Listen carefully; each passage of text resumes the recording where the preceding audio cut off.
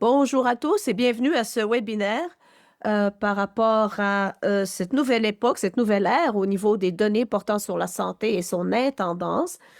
Et je serai votre maîtresse de cérémonie aujourd'hui. C'est un plaisir maintenant de vous accueillir à cette première d'une série de webinaires qui va porter justement sur l'intendance au niveau des données.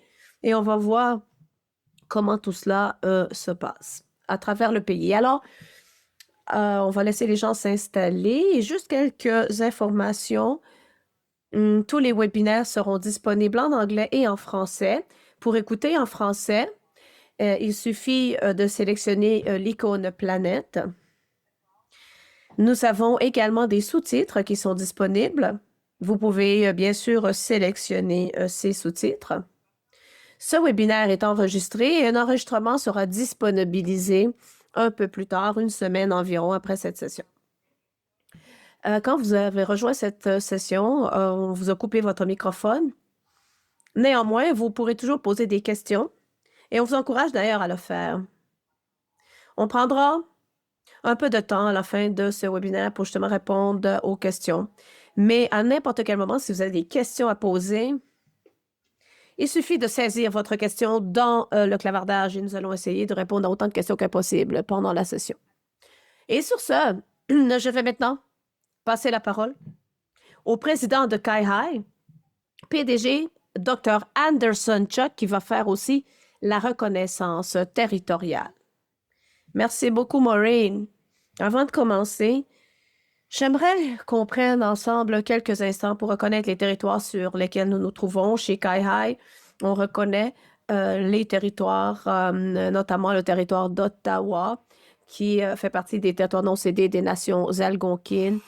Toronto fait partie des nations Wendat, Haudenosaunee et les territoires des Mississauga ainsi que des Credit. On reconnaît ces territoires traditionnels ainsi que les territoires où sont situés nos bureaux de Montréal, Victoria.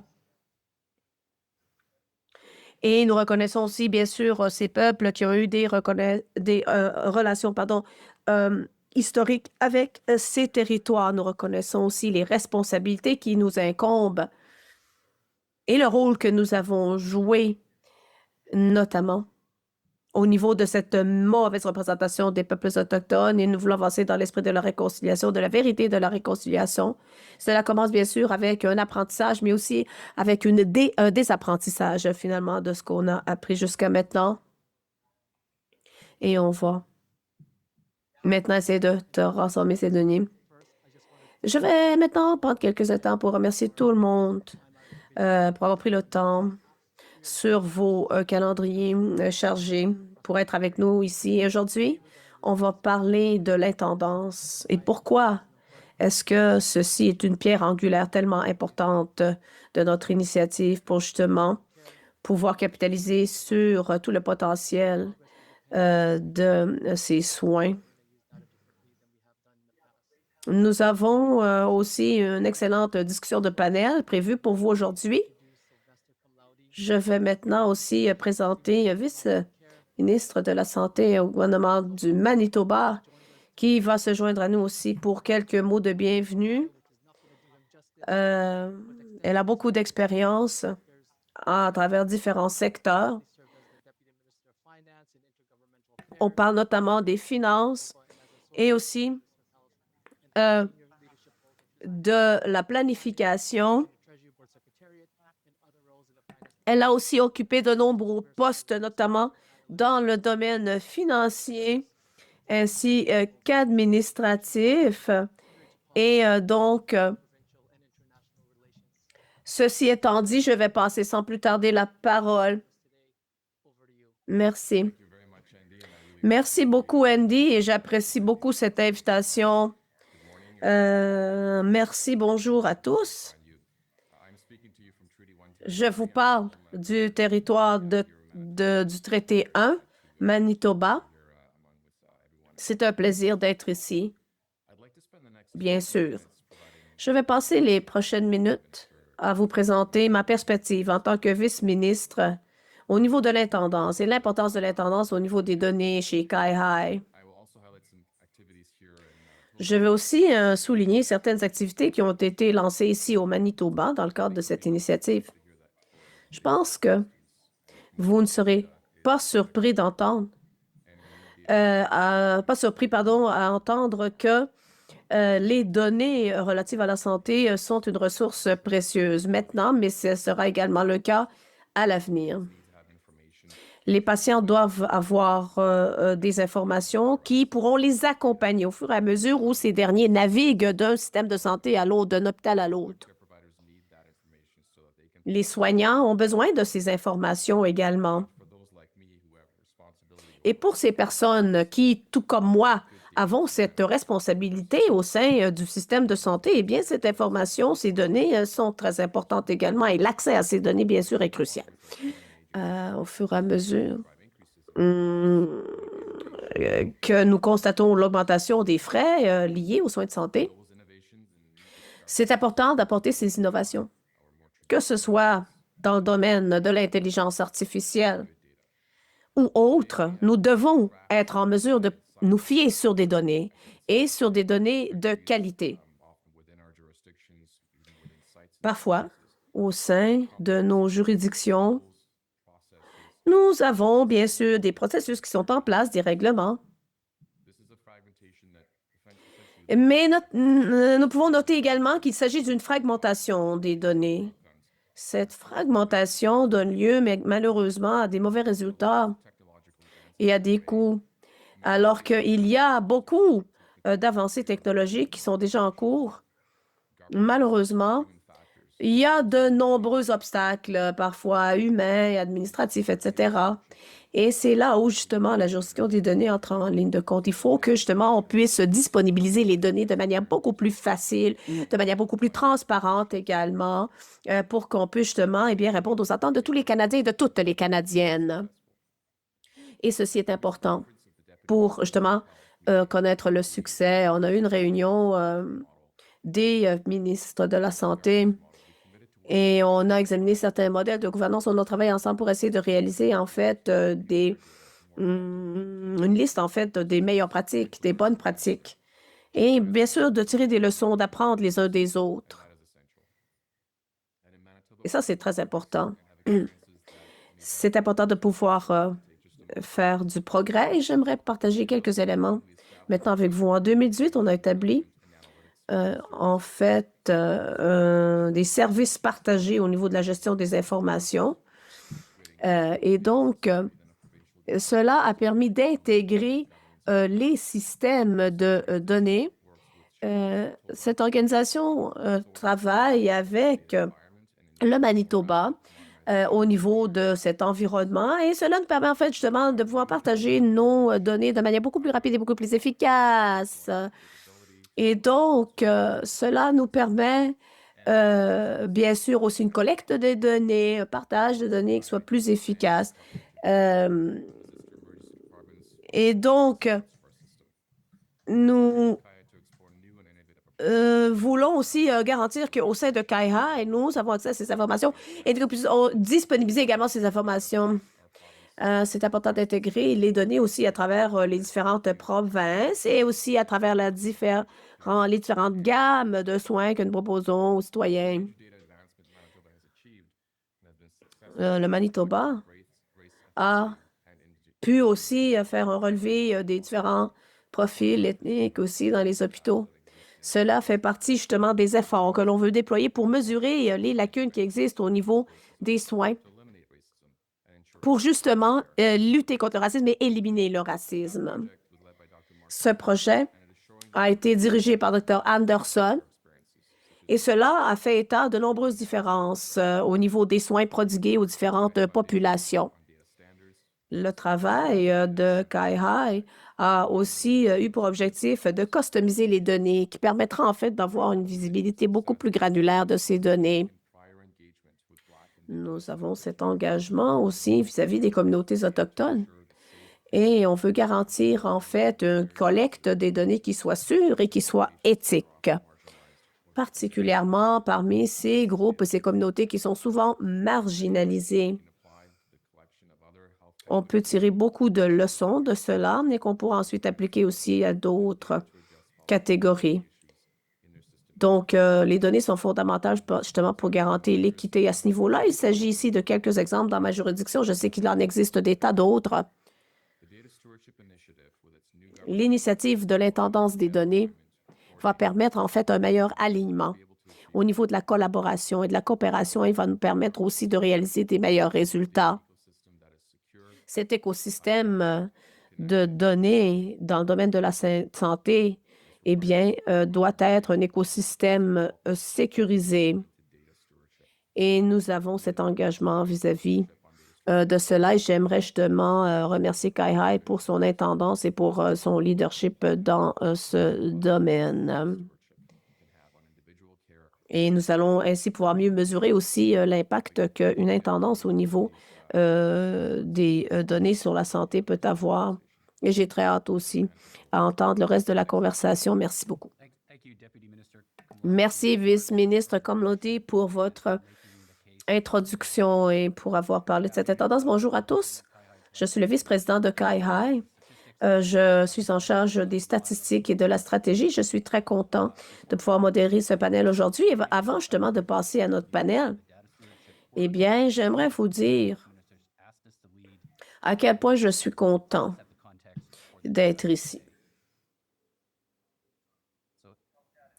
Alors, l'intendance au niveau des données sur la santé. Il s'agit ici, eh bien, de capitaliser la puissance de nos systèmes de santé. Il s'agit ici d'une ressource cruciale et cette ressource s'appelle les données. Au cours des 18 derniers mois, on a impliqué plusieurs parties prenantes à cette vision partagée pour la gestion des systèmes de santé, l'amélioration du système de santé. Ce qui est ressorti de cette étude, et cela est bien sûr résumé ici sur cette diapo. Quels sont les résultats clés au niveau de ce cadre d'intendance des données sur la santé? C'est important de pouvoir améliorer cette vision. Certaines composantes, telles que celles qui se trouvent à gauche, sont liées surtout à des données stratégiques. On se concentre ici au changement de l'environnement global. D'autres composantes ici à droite de l'écran se concentrent plutôt sur l'aspect opérationnel pour garantir que la gestion au quotidien des données se fait d'une façon sécuritaire et transparente. Et deux composantes ressortent qui ensuite s'intègrent à toutes les autres composantes pour garantir aussi que nous sommes alignés avec les principes guidant les différentes communautés inuites, métisses et autochtones de manière générale et que nous voulons refléter ces valeurs et les besoins et les expectatives de nos citoyens. Ce cadre a été développé au cours des 18 derniers mois et ceci est maintenant disponible sur kaihai.ca. Vous pouvez visiter le site et plonger bien dans tout ce qui s'y trouve. Et comme justement le vice-ministre Komloti l'a mentionné, cela donc est actif. Comme Andy l'a mentionné aussi dans ses remarques, le progrès va dépendre de la manière dont on se rassemble en tant que partenaire pour justement partager ces données de manière plus efficace que nous ne l'avons fait par le passé. Cela dépendra bien sûr de notre modèle de gouvernance.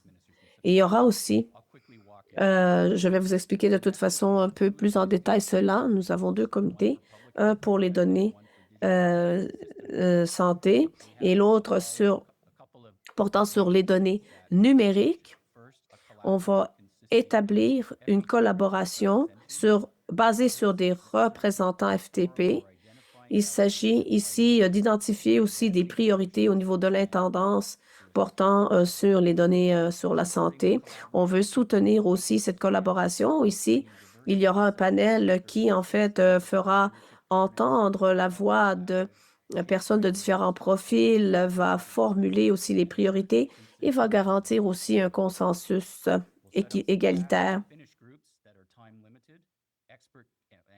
Nous avons aussi des équipes d'experts qui vont se pencher sur différents défis au niveau de l'intendance. Et finalement, on va coordonner tous ces efforts pour justement l'intendance des données qui se basera sur une coordination stratégique, sur l'intégration, les priorités et aussi de tous vos contributions, de tous les intrants aussi qu'on aura identifiés. L'objectif de ce modèle, c'est d'assurer que l'intendance va d'un concept vers quelque chose, en fait, de tangible et d'opérationnel. Alors, nous allons maintenant avancer avec la mise en œuvre et la mise à l'échelle avec les partenaires. Quelques exemples de ce qui se passe maintenant. Eh bien, déjà, c'est de mettre sur pied cette structure de gouvernance, développer aussi ce plan d'action multiannuel d'intendance. Deuxièmement, c'est de continuer avec l'intendance des données, y compris nos projets clés. Par exemple, soutenir la feuille de route sur l'interopérabilité, aussi les différentes priorités, concilier les différentes priorités des différentes agences de santé au Canada. Troisièmement, on va continuer à mettre sur pied le cadre et les ressources. On va continuer à proposer différentes ressources telles que notamment la formation. Et finalement, on va continuer à se concentrer sur l'engagement pour garantir justement que tout le travail qui a été effectué eh bien, reflète les valeurs et les attentes que nous avons, y compris les groupes métis, inuits et autres. Donc, l'intendance des données, en fait, c'est un parcours, bien sûr. C'est un parcours que l'on fait ensemble avec nos partenaires. Et maintenant, on va donner la parole à nos panélistes qui vont pouvoir avoir une discussion par rapport à ce qui nous attend. Tout d'abord, nous avons Laurie Prue, qui est plaidoyer. Voici Laurie. Bonjour, Laurie, et bienvenue. Ensuite, Dr. Vernon Yu, qui est vice-président de l'Université d'Alberta. Elle est aussi présidente du conseil d'administration de CIHI. Et en dernier lieu, nous avons Gurmeet McGreal, qui est directrice scientifique et PDG du réseau Santé et Recherche au Canada. Bienvenue à vous tous, à vous toutes. Alors, je vous invite à prendre ensuite quelques instants pour vous présenter aussi avant de répondre à la question. Alors, l'un des grands changements au niveau de notre approche de l'intendance des données, c'est ce besoin de partage. Qu'est-ce que cela veut dire pour vous? Et qu'est-ce qu'on doit faire différemment? Merci beaucoup, Brad. Merci de cette invitation. Merci de nous avoir invités au fur et à mesure où on discute de cela, au fur et à mesure où on identifie aussi ses priorités. Je suis moi-même patiente. En fait, je suis patiente depuis longtemps.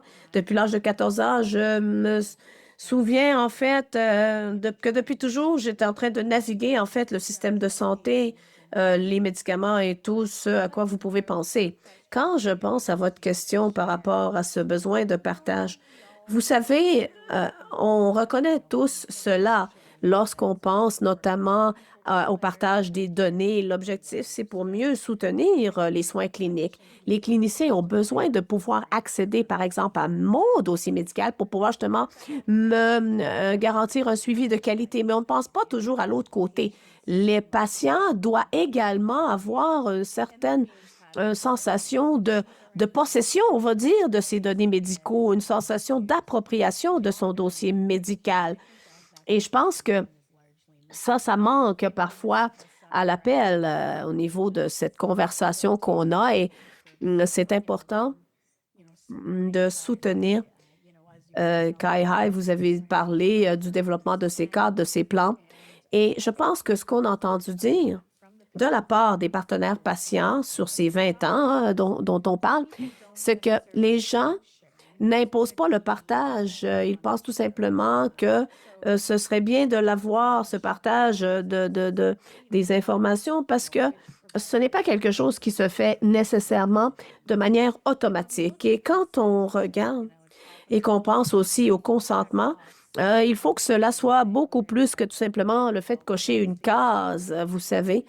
Euh, je pense que c'est important de mettre l'accent sur l'intendance. Ça nous donne ici l'opportunité de s'améliorer, de pouvoir utiliser des modèles de consentement plus utilisables, de donner la parole aux patients finalement afin que ces derniers puissent exprimer leurs opinions. Il faut reconnaître aussi que les données ne sont pas toujours nécessairement précises et qu'il y a parfois des mauvais diagnostics, des erreurs au niveau des notes qui vont les suivre en fait au niveau de leur dossier médical. Et si on veut que les données soient significatives et utiles, eh bien, il faut incorporer les patients dans la gouvernance, dans tous ces éléments finalement. Comment est-ce qu'on va pouvoir corriger aussi ces données? Mais je pense également que cette tâche de partager incombe aussi euh, aux autres acteurs. Parfois, je pense aux patients qui n'ont pas vraiment de contrôle au niveau du diagnostic. On n'a pas accès au soutien dont on a besoin, nous, en tant que patients. Donc, je pense que c'est important de donner aussi un peu cette autonomie aux patients pour que les patients puissent aussi gérer ces données et les comprendre d'une manière de manière à ce que cela soit significatif aussi pour eux et que faire en sorte finalement que les patients ne soient plus que de simples spectateurs finalement de leur dossier médical. Merci beaucoup pour cela. Ça fait plaisir de vous avoir.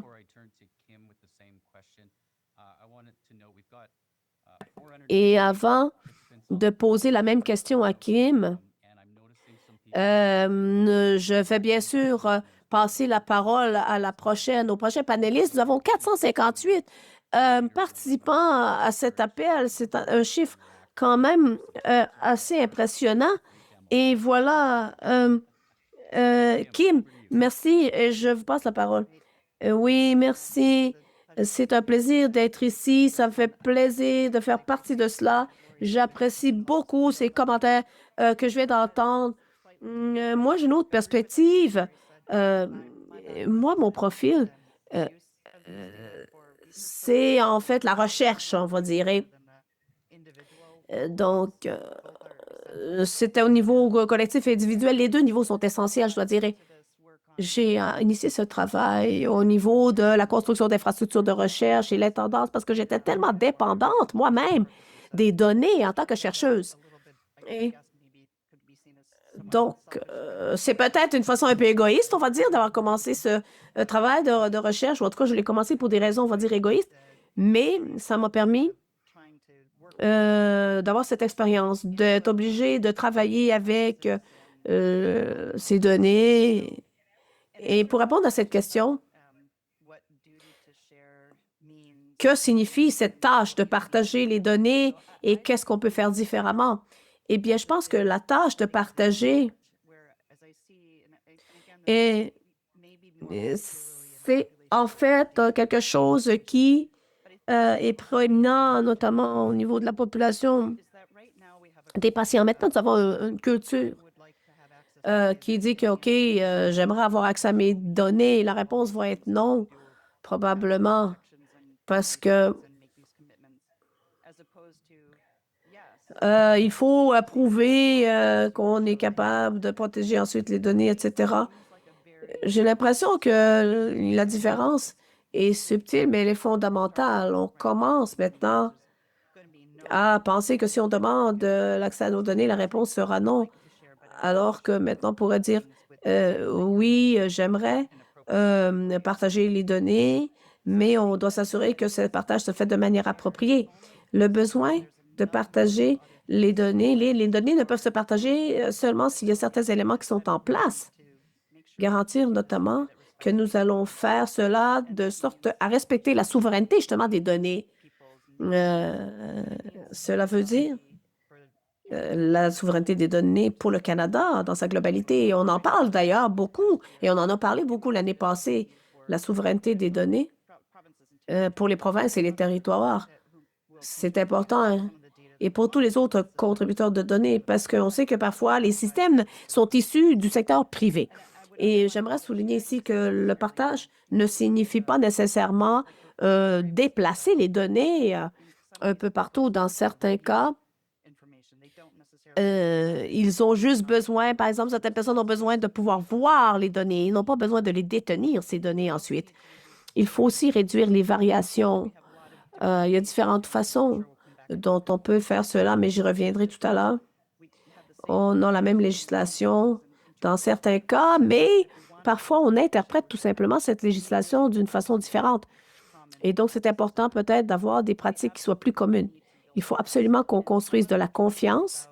Un élément de cette confiance, c'est que, justement, c'est d'avoir en fait cette compréhension commune par rapport à ce qu'on peut faire avec les données et aussi comment euh, faire en sorte que tout ça se fasse plus rapidement. Et cela est lié à un autre élément qui, d'après moi, est important, c'est que certains éléments clés, quand je parle, par exemple, avec le public, il apparaît clair que tout le monde s'attend à se partager. Par exemple, moi, si je vais dans une salle d'urgence, bien sûr que c'est important de pouvoir partager les informations les plus basiques et les plus importantes par rapport à mon dossier. Donc, il faut que ce partage d'informations puisse se faire rapidement, euh, au lieu de s'inquiéter de ce qui pourrait mettre le système en cause. Et le dernier élément, on doit tous être engagés vis-à-vis une évolution constante. La manière dont on établit le stockage des données aujourd'hui ne sera pas éternelle. Et il suffit de regarder l'expérience des dernières années avec l'intelligence artificielle. Les choses sont en constante évolution. Donc, ce n'est pas une question de, voilà, on va faire ce qu'il faut et après, on ne changera plus rien parce que ça va être coulé dans le béton. Il faut qu'on soit prêt à évoluer aussi au fur et à mesure du temps qui avance. Merci, Kim. Mais quelles sont vos réflexions par rapport à cette tâche, cette obligation de partage? Juste dire qu'une partie de ma fonction ici à l'Université d'Alberta, c'est justement, j'ai œuvré auprès de ce système de santé intégré pendant 6 ans. Et à l'époque, on a voulu lancer, en fait, un IMR provincial. Et comme M. Comodi l'a mentionné tout à l'heure, l'intendance est importante pour garantir non seulement les résultats dans le domaine de la santé pour les Albertains, pour garantir aussi la durabilité financière du système. Et pour rebondir sur le point mentionné par Laurie, la vision à partir de la perspective du patient, lorsqu'on a déployé le IMR, qu'on appelle d'ailleurs Connect Care, donc le soin connecté, l'idée, c'était de faire en sorte que le patient se retrouve au centre de cet écosystème, on va dire, et que le patient puisse justement accéder à son dossier médical et à ses données de santé. Cela nous permet d'avoir l'opportunité aussi de faire en sorte que le patient soit, encore une fois, au centre de l'équipe de soignants au lieu d'être à la marge de celui-ci. Et donc, c'est important d'aider le patient au niveau de son parcours santé en améliorant, bien sûr, les résultats. Donc, quand je pense à cette tâche, cette obligation de partage des données, en fait, on a remarqué que certains panélistes ont mentionné cela également. On a tendance à protéger les données. Quand on demande des données, on sait que presque toujours que la réponse sera automatiquement non. Il y a une question de confidentialité, de protection des données. Et en fait, on essaie d'utiliser, il faut utiliser les données de manière responsable et pour le bénéfice de tous. Et quand on veut partager des données, les données ont simplement de la valeur quand ils sont utilisés. Les données qui sont stockées tout simplement dans une base de données n'ont en tant que telles pas tellement de valeur. Les données n'ont qu'une valeur que lorsque celles-ci sont utilisées. Et quand on se concentre sur les risques du partage des données, on pense souvent à cela au niveau du contexte du risque de ne pas partager les données. Quand on pense, par exemple, à cela, si on partage, on partage le risque. Mais quel est le risque de partager? Mais quel est le risque de ne pas partager? Ça, c'est important d'y penser. Et ce sont des éléments qui peuvent impacter également l'ensemble de nos résultats. Et en fait, qu'il y ait certaines inégalités également au niveau systémique. Donc, lorsque l'on va de l'avant, qu'est-ce que l'on peut partager en termes de devoirs, en termes de responsabilité du gouvernement, et comment est-ce que l'on peut partager ces données? Cela exige énormément de centres de gestion des données, d'outils qui nous permettent de garantir une meilleure assistance en termes de gestion afin de pouvoir traiter les données comme un ensemble, non pas comme des ressources isolées, en nous assurant donc que nous pouvons partager de manière transparente avec un respect éthique. Et le dernier point, c'est que cela demande quelque chose dont on ne parle pas souvent, qui est une formation et un savoir-faire pour avoir une meilleure utilisation, pour pouvoir participer de l'amélioration de l'expérience en termes de gestion des données de santé. Je vous laisse le micro. Merci, c'est un très bon début. Donc, j'en passé à la question suivante. J'avais une diapositive qui montrait les composantes du nouveau cadre de gestion des données qui comprend 9 composantes essentielles et donc qui permettent d'améliorer la façon dont nous partageons et utilisons les données, telles que les principes directeurs et culture, la législation et les ententes juridiques, la stratégie des données, les gouvernances des données, la compétence et connaissances en matière de gestion des données, utilisation des données, gestion des données, gouvernance et souveraineté des données des Premières Nations, des Inuits et Métis. Elles sont bien sûr toutes importantes, mais également en termes de confiance et mobilisation du public. Mais si vous ne deviez en choisir qu'une seule sur laquelle vous concentrez, laquelle serait, c'est pourquoi? Alors, moi, je dirais que c'est la fondation, euh, non, puisqu'on n'a souvent pas ces entités-là. En premier lieu, sur les questions de culture, comme vous le savez, c'est un petit peu cette ligne directrice, ce point qui nous guide, qui gère un petit peu tout ce que nous parvenons à gérer et à créer en termes d'égalité, en termes de partenariat, de transparence et de gestion de souveraineté des données autochtones des Premières Nations. C'est peut-être pour moi le point le plus délicat qui me vient à l'esprit, puisque cela ne peut faire l'objet d'aucune transaction, en particulier lorsqu'il s'agit de construire des relations de confiance, en particulier pour notre Institut canadien d'information sur la santé. Et, non, pour moi, je pense que de ce que j'ai pu entendre de mes collègues ici, je pense qu'il y a un gros problème de confiance et d'engagement et on peut avoir en effet énormément de systèmes de santé qui ont à faire avec les gestions, les questions de gouvernance ou les systèmes.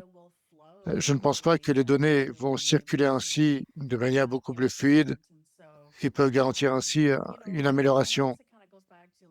Si l'on revient à la raison pour laquelle les gens partagent leurs informations, puisqu'ils hésitent avant de cela, justement par peur d'une mauvaise gestion ou une question d'ingérence,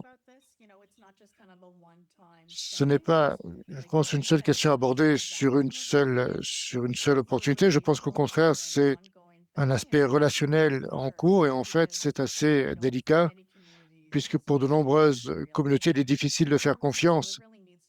Donc, nous devons vraiment développer la question de notre responsabilité et les communautés autochtones également ont il y a ici différents commentaires sur le clavardage.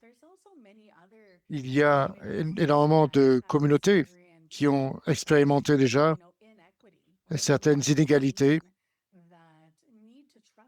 Il y a donc un besoin de confiance et de faire confiance en ce processus. Et je pense que c'est quelque chose d'assez fragile. Cela façonne vraiment la manière pour laquelle nos données sont échangées à travers l'ensemble du système, non pas comme le ferait une seule et simple organisation. C'est des situations où il a été constaté qu'il manquait un certain respect des données, mais l'opportunité réside vraiment dans le fait de pouvoir retirer certains résumés abstracts et de pouvoir obtenir des résultats beaucoup plus tangibles pour les personnes au moment de l'utilisation de leurs données et voir comment donner un meilleur accès, donner une meilleure égalité, une meilleure équité.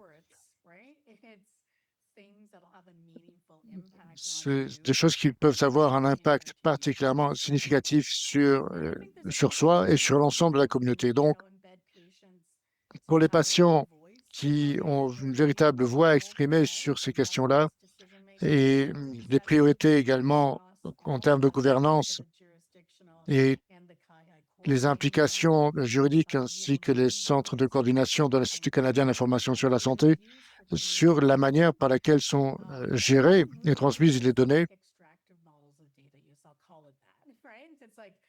Donc, je pense qu'ici, nous avons pu collecter un nombre d'informations et il est hors de question de ne rien donner en retour. Donc, cela nous permet de revenir à une philosophie. Je pense qu'il y a des opportunités qui nous permettent de donner davantage de réalité à tout cela et se concentrer également sur l'aspect relationnel et voir les bénéfices que l'on peut en retirer dans la mesure où toutes ces données sont stockées et concernent des personnes. Donc, tout à fait. Merci beaucoup. Kim,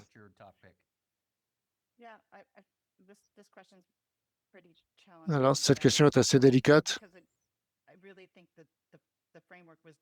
puisque la manière par laquelle le cadre a été conçu, il faut absolument considérer tout ce qui est justement conçu et considéré dans le cadre pour pouvoir donner une réponse exhaustive. Je dirais que tout ce que nous avons pu décrire en termes de maintenance et de littératie, en fait, il y a une réalité dans les opérations effectuées au quotidien. Et il s'agit vraiment d'aborder les questions d'intendance en termes de souveraineté avec les institutions, des différents partenaires du secteur, les médecins particuliers sur l'ensemble du pays et toutes les personnes au Canada qui peuvent avoir un rôle en termes d'intendance dans le processus de prise de décision. Donc, il y a une compréhension commune du rôle et des responsabilités ainsi que de la reddition de comptes dans le cadre.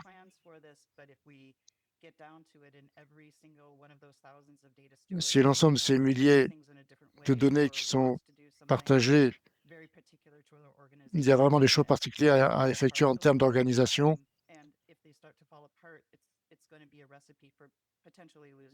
Et cela peut contribuer également, si nous échouons, à une perte de confiance.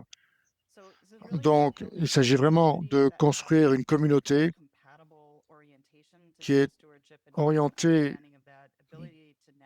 pour pouvoir naviguer dans l'ensemble de cette intendance et pouvoir aborder des situations complexes. Quelquefois, il est important de considérer des risques importants que les organisations vont certainement devoir prendre. Et il y a vraiment une question de confiance. Énormément de personnes assument pleinement leur rôle et ont la capacité de faire confiance et de développer une confiance dans leur prise de décision.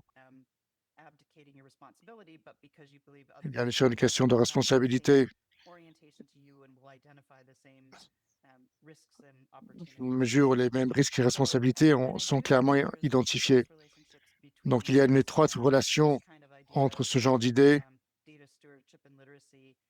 de littératie et de respect également de gouvernance et de souveraineté, puisque c'est une excellente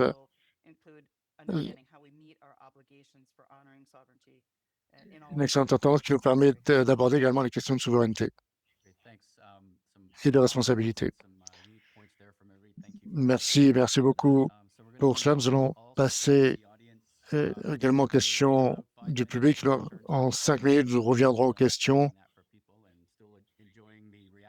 Nous apprécierons bien sûr les réactions qui peuvent avoir suscité ces questions. Je continue. Continuez de vous engager, d'interagir avec nous. Donc, Kim, je reste avec vous. Le cadre et le modèle de gouvernance de la gestion des données de santé mettent l'accent sur une approche pan-canadienne, travailler collectivement pour assurer la cohérence et la coordination à l'échelle du pays. Et donc, pourquoi est-il si important que nous menions ce travail ensemble?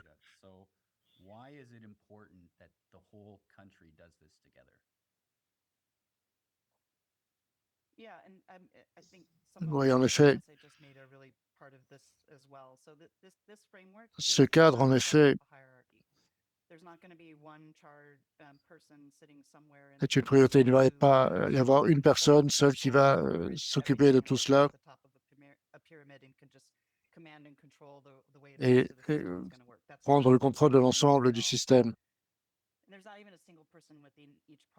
Il n'y a même pas une seule personne par province ou par territoire qui peut tout gérer, puisque nous parlons là de différents acteurs et d'un ensemble d'acteurs qui doivent interagir.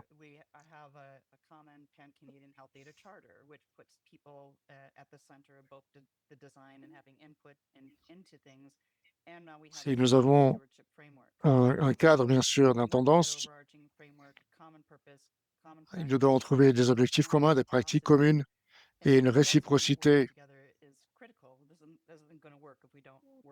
dans les établissements de prérogatives. Et une partie de cela, c'est le fait de pouvoir garder à l'esprit que lorsque toutes les personnes travaillent ensemble, elles travaillent pour le bien du public et pour les gens qui sont derrière ces données. Et cela, bien sûr, participe à l'amélioration de la gestion des données de santé. Merci, Ivana. Quelles sont vos pensées sur l'importance de l'approche pan-canadienne? Lorsque l'on regarde, en effet, on voit que certaines lignes juridiques ne sont pas nécessairement suivies. Il y a des limites qui sont vite franchies. Nous avons des services au niveau fédéral qui augmentent les besoins des autorités autochtones. Donc, il y a un fort risque de fragmentation avec du travail qui va être forcément dupliqué. Et un excellent exemple des luttes que nous avons à l'époque de la pandémie de COVID-19, c'était un problème sérieux pour l'ensemble du pays puisque nous n'avions pas de données qui pouvaient nous aider. Mais je sais que, bien sûr, l'ICIS a dû prendre des mesures. Donc, nous n'avons pas vu cette pandémie arriver. Donc, nous voulons nous assurer d'avoir au moins la possibilité de gérer l'intendance de collecte de données en développant une nouvelle approche qui permettrait davantage de constance, en garantissant l'interopérabilité entre les provinces et les différents systèmes. Nous avons partagé énormément d'apprentissage. Nous n'avons pas non plus réinventé la roue, mais nous avons dû reconsidérer certaines priorités.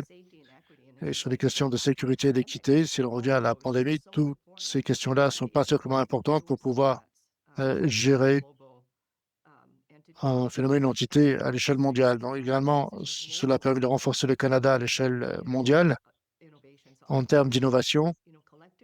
Une intendance collective est bien meilleure que des efforts isolés pour faire face à une tragédie ou un phénomène de type pandémie comme nous l'avons vécu. Oui, alors en effet, moi j'allais rebondir et dire la même chose. Nous avons expérimenté effectivement les soins de santé, la prise en charge des soins de santé, et peut-être que nous devions également aller de l'avant. Nous avons les communautés, même dans des lieux reculés. Nous devons nous rendre quelquefois dans ces juridictions c'est la manière par laquelle les personnes peuvent avoir accès à ces soins de santé et également peuvent également procéder à un suivi de leurs données en termes de soins de santé. Il y a donc différentes approches, différentes lois sur les questions de respect de la vie privée.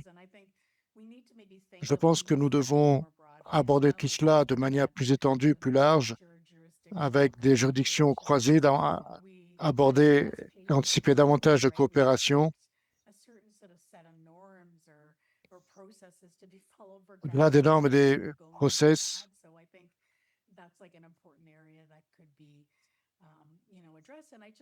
je pense que, à nouveau, un point important est la possibilité de mettre à profit l'ensemble de ces données pour pouvoir traiter certains cas de maladies rares.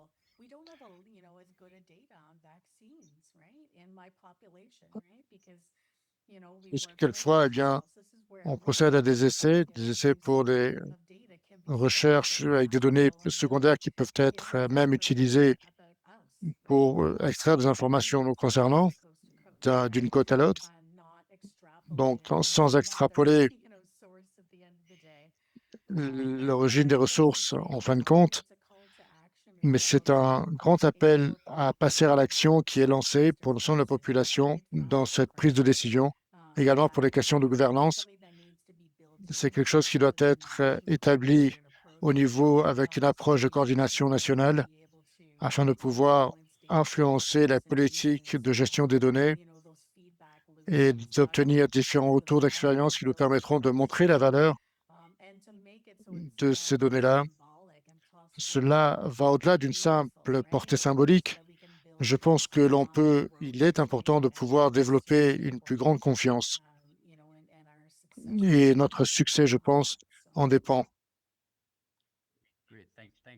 Merci, merci beaucoup. Donc, je regarde l'ensemble des commentaires, des questions que nous avons reçus du public. Il y a quelques commentaires, quelques réflexions. Je vais vous en mentionner ici. Donc, de nombreuses personnes parlent de différentes manières de l'importance critique d'impliquer les patients et considérer les patients dans tous ces travaux-là.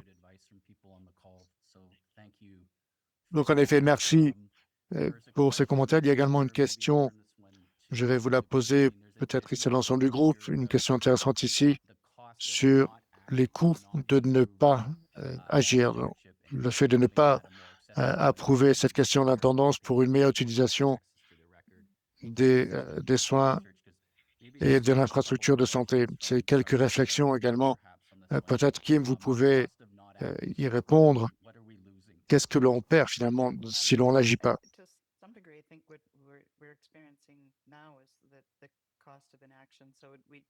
En effet, le coût de l'inaction dans certains systèmes que nous n'avons pas intégrés de manière réelle, si nous avons la chance,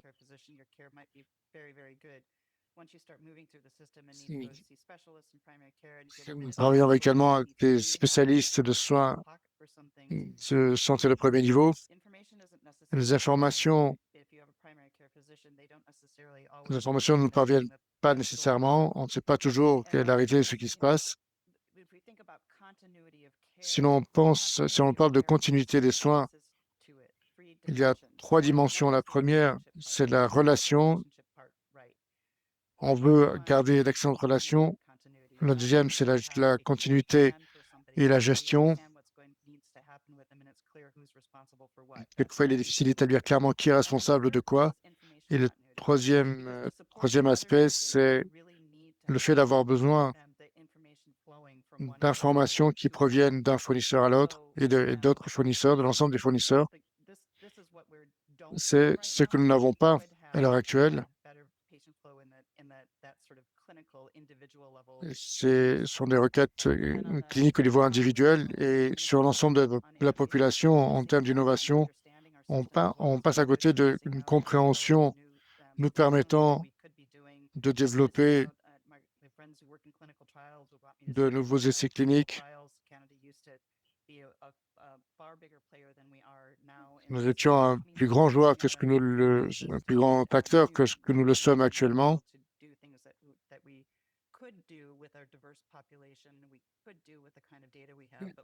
Tout ce que l'on pouvait faire avec donc des populations.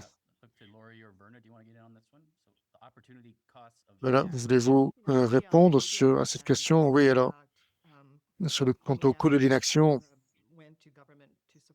nous demandons au gouvernement de nous soutenir dans nos systèmes de registre électronique. Nous avons montré de fortes valeurs en termes de réalisation. Et on n'a souvent pas ce type d'outils électroniques intégrés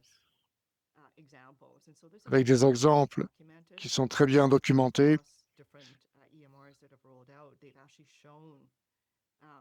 Cela a montré des résultats tangibles en termes de réduction de duplication de tests, d'évaluation, la réduction également des erreurs médicales.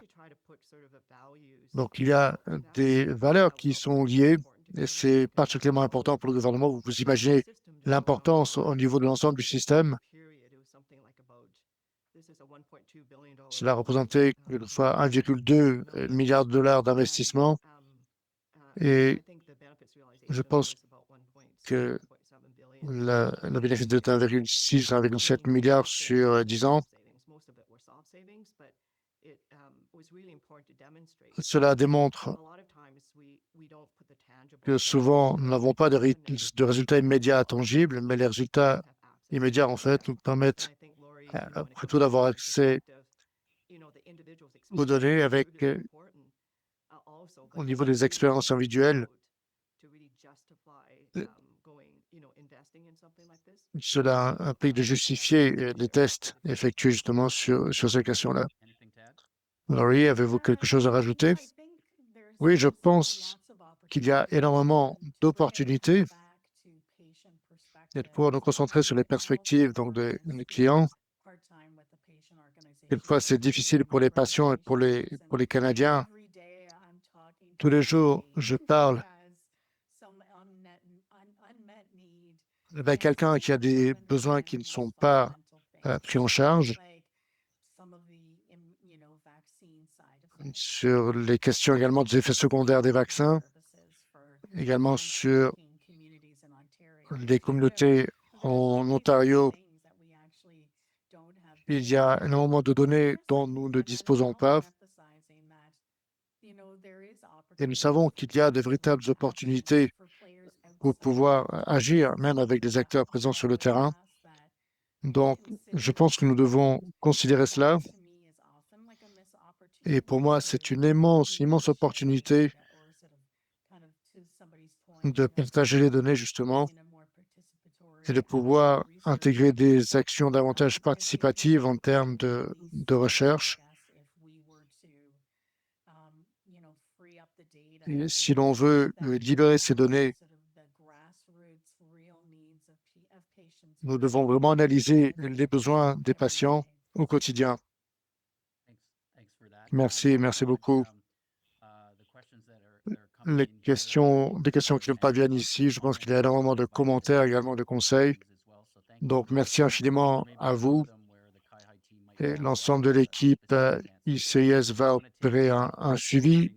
J'invite le panel à procéder donc aux remarques de conclusion. Il ne reste que quelques minutes. Il y a des questions que j'ai vues ici dans le clavardage. Je pense que nous allons pouvoir les combiner rapidement. Je vais vous demander, en commençant par Laurie, une action simple qui peut et doit être entreprise prochainement, qui combinerait un petit peu toutes les questions que je viens de vous poser. Qu'est-ce que l'on peut faire concrètement pour 2026 et au-delà? Je pense que mon appel à l'action sera assez simple. Je pense que nous devons construire davantage de confiance avec les patients, avec le public, avec le gouvernement dans le processus de prise de décision. Non seulement aborder les questions stratégiques ou de consultation, il faut qu'il y ait vraiment du sens dans tous ces rôles-là afin que nous puissions être entendus, que nous puissions façonner des priorités, que nous puissions développer cette confiance quant à la gestion des données et surtout quant au partage de ces données. La confiance ne se crée pas juste en partageant des données générales. Au contraire, cela prend du temps. Alors, pour moi, comme l'a dit Laurie, nous avons une charte pan-canadienne. Et en deuxième lieu, nous avons besoin d'intégrer le public dans l'utilisation de ces données.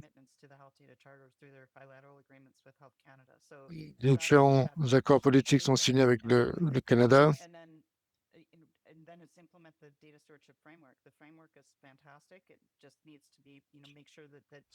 Les travaux préliminaires ont été absolument fantastiques. Même toutes les personnes qui se réunissent autour de la table font un travail absolument remarquable. Notre travail est signalé dans la charte. Alors, il n'y a pas de déconnexion, en fait. Verna, qu'en pensez-vous? Oui, je suis d'accord avec Laurie Camden. Le fait de ne pas avoir les patients intégrés dans tout ce que nous faisons, je peux dire que dans le système MR provincial, les patients sont, ils sont en co-direction de la table de réunion. Moi, je peux vous dire qu'il y a une valeur. Mais quelquefois, dans le système de nos chambres, nous sommes réunis avec différents experts. Nous savons que tout est assez confus. Dans la création des EMR provinciaux, il n'y a rien de véritablement défini en Alberta puisque la voix des patients n'a pas été intégrée au cadre de gouvernance. Donc, je veux juste dire que cela est particulièrement important de pouvoir s'assurer que tout est absolument bel et bien présent et intégré. Et il s'agit d'une d'une expérience sur le long terme. Il y a énormément de choses que nous pouvons faire en tant que pays pour améliorer notre système. Merci à vous, chers membres du panel. J'ai beaucoup apprécié votre sagesse, vos pensées, vos commentaires. Nous laissons la parole à Andy pour les remarques de clôture. Merci, merci à tous les panélistes pour ces conversations. Ça a été un grand privilège de vous écouter aujourd'hui. Il y a des points que je retiens. Il y a énormément de points sur lesquels nous pouvons mettre l'accent en termes de coopération et comment nous pouvons nous connecter afin de faire en sorte que les différents systèmes soient interconnectés au niveau fédéral, provincial et territorial. Et c'est vraiment ce dont il s'agit lorsque nous parlons de stewardship en anglais, d'intendance, donc, et de pouvoir mieux gérer ce flux de données, répondre aux besoins des patients et pouvoir garantir davantage de durabilité en termes de gestion des résultats. C'est un changement culturel, c'est une nouvelle culture technologique que nous devons intégrer également. Et très clairement, aujourd'hui, nous sommes au carrefour de ces changements. Nous devons garantir ces meilleurs accès. Donc, pour pouvoir être couronné de succès, pour que notre système de santé puisse être plus efficace, nous devons vraiment changer l'état d'esprit dans notre culture et également considérer la question de protection de la vie privée. Si l'on ne partage pas de données, cela peut avoir également des conséquences. Le deuxième élément, c'est que la confiance doit être à la base de ce changement d'état d'esprit en termes de communication, avec une claire compréhension pour laquelle les Canadiens doivent intégrer ces, ces nouvelles organisations. La confiance est à la base justement de cette nouvelle intendance.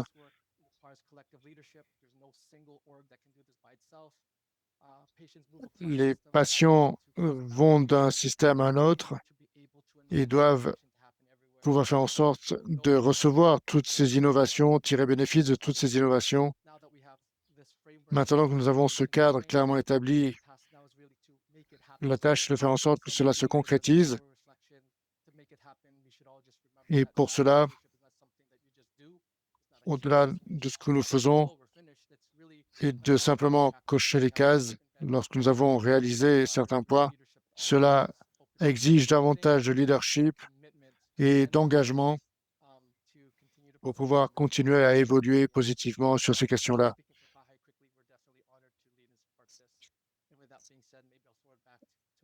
Et merci à nouveau de nous avoir rejoints, de nous avoir écoutés. Nous ne recevons pas de son en cabine. Ah, pardonnez-moi, je réalise que mon micro était coupé. Avant de nous quitter, je voudrais juste partager. Sachez que si vous voulez vous connecter avec nous et obtenir davantage de détails, nous avons notre cadre et énormément de ressources et de matériaux disponibles sur notre site Internet, donc kaihai.ca, c'est ihi.ca. Nous aurons un autre webinaire, donc le 19 février, qui se concentrera justement sur ce nouveau cadre. Si vous voulez davantage de détails, n'hésitez pas à nous envoyer un courriel à datastewardship@cihi.ca. Encore une fois, je voudrais remercier nos panélistes, le vice-ministre Glady, Andy, de nous avoir rejoints aujourd'hui. Et merci à vous toutes et à tous d'avoir pris le temps dans votre calendrier particulièrement occupé de vous être rejoints à nous pour ce webinaire. Et merci infiniment. Je vous souhaite une excellente fin de journée.